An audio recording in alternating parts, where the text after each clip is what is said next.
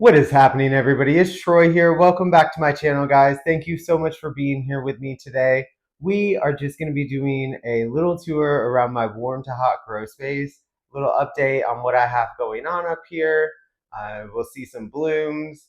But before we get into the video, if you guys could like, comment, share, subscribe, that would be awesome. I have some cool things going on today that I wanted to share with you guys. And one of them being my Stanhopea genesiana. She has been progressing this spike since I noticed it on May 19th, and she has a new growth coming too. So I'm super excited about that. We also have over here my Brassavola perini. There you go. Come into the camera. Everybody wants to see you. This is the second year this orchid has bloomed for me. Incredible blooms this time. The first time, not so much. There is a nighttime fragrance. It's not as strong as Nodosa, but it is there. It's also, to me, not as pleasant as the Nodosa, but this is the first time she's released a fragrance, so maybe like her bloom, the fragrance will get better as time goes on. I have my Vanda. Sorry to make you guys seasick.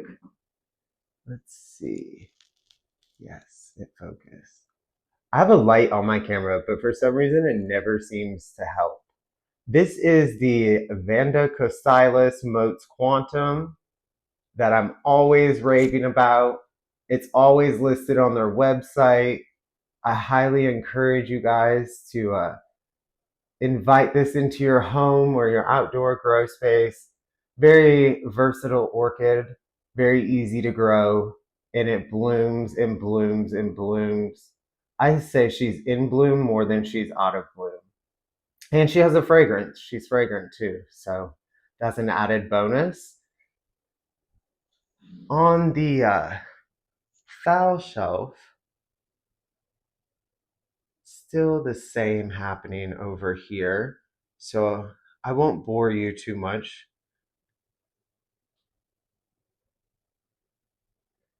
Down here, I have Dendrobium antonetum still blooming. And then this is Tiny Twister, not Dendrobium mini. This is Dendrobium Tiny Twister. So a compact Latoria type. Sorry guys, I'm working with a new device and it just doesn't zoom in on the blooms as quick as my other one did.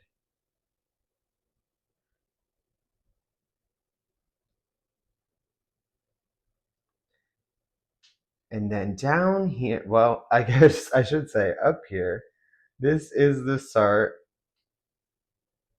of Dendrobium blue seas.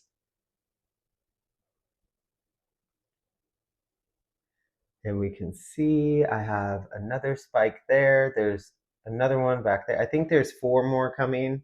So we're in for a huge bloom show on this Dendrobium blue seas.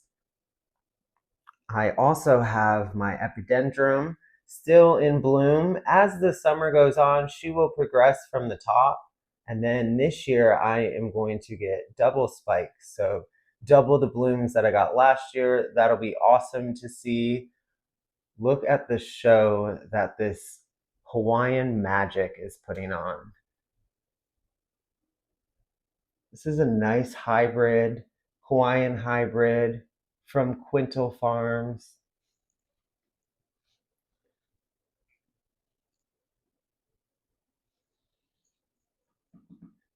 There is all of her blooms. The coloration is just to die for. Of course, it's so much better in person. There's no fragrance, but with a bloom display like that, do you really need fragrance? Fragrance always helps, I think.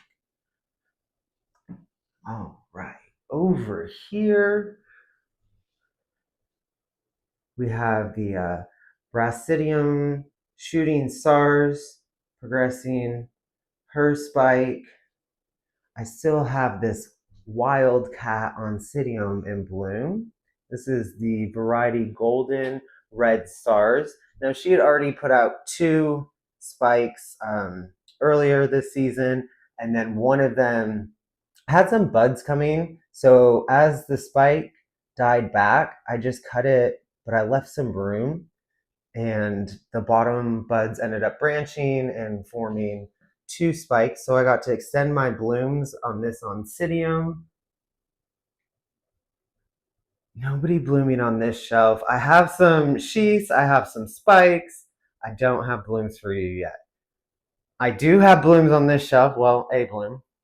This is a first time bloomer. This is Cattleya aurora. She is a primary hybrid, Dowiana by Luteola. And this is a remake that Equigenera did. Well, I got it last year. I don't know if they actually did the release on them last year, but maybe why? It just does not zoom in the way that my old device did. But we can still see it. It's a nice bloom. And I believe all the rest over here are just in sheath. Yes. Okay, that's the only bloom there. Over here on the top shelf, same thing, bunch of sheaths, no blooms. I have this gorgeous little mini, perfect if you are limited on space and it's very warm in your area. This is from Borneo, so it likes it hot, it likes it humid, Vandaceous type, but this is Diachia hendersoniana. And this is her first bloom. She progressed the two spikes. Her very first spike, she never progressed. It's just sitting at bay.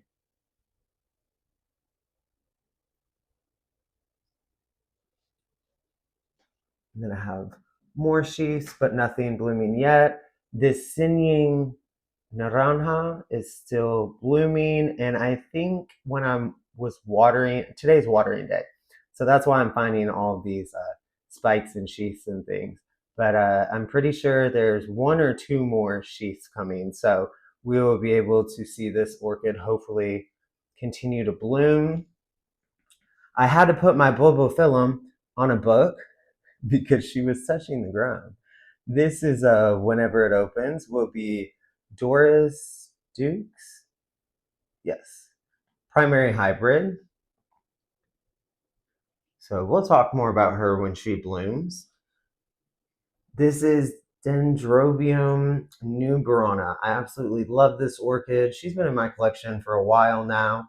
She's a denphal, so they can get really, really large. Luckily for me, she's staying on the medium size. For a denphal, I don't consider her large in the slightest. She's got more of a husky growth habit to her. And we have some more spikes coming through. I think I counted four more that haven't opened for us. I also have another denphal. This is the Ardang Green. Let's zoom. See, we have some pink on the lip. It's just a nice green orchid with a pink lip. No fragrance. Still beautiful. She progressed her spike pretty far out. Dendrobiums like to do that. Now, her growth habit is much taller and slender than the new Verona. So I feel like this orchid is going to get much bigger, which is fine. Up here, we still have key lime stars blooming.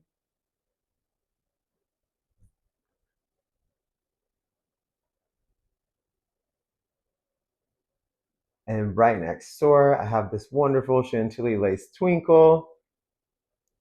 Delightful fragrance in the morning time.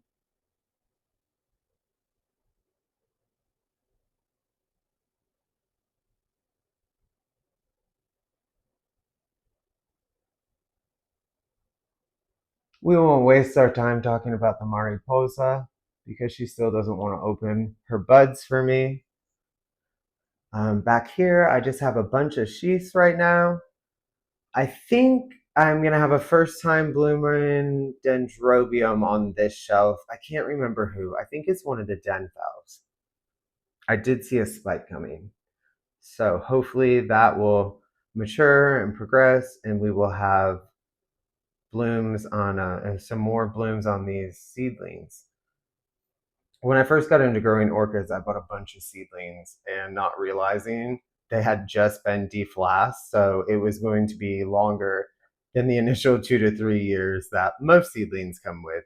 These literally just came out of the flask, hadn't been established yet. How I kept them alive is beyond me. Not all of them. Some of them I've added. They're really nice cattleyas, and the only way you could get them were seedling size, and it's something I wanted in my collection. So some of them have been added since then. But some of them that are really small, those are the ones that I got when I first started growing orchids, and they were very small. Jamelia is putting a spike out.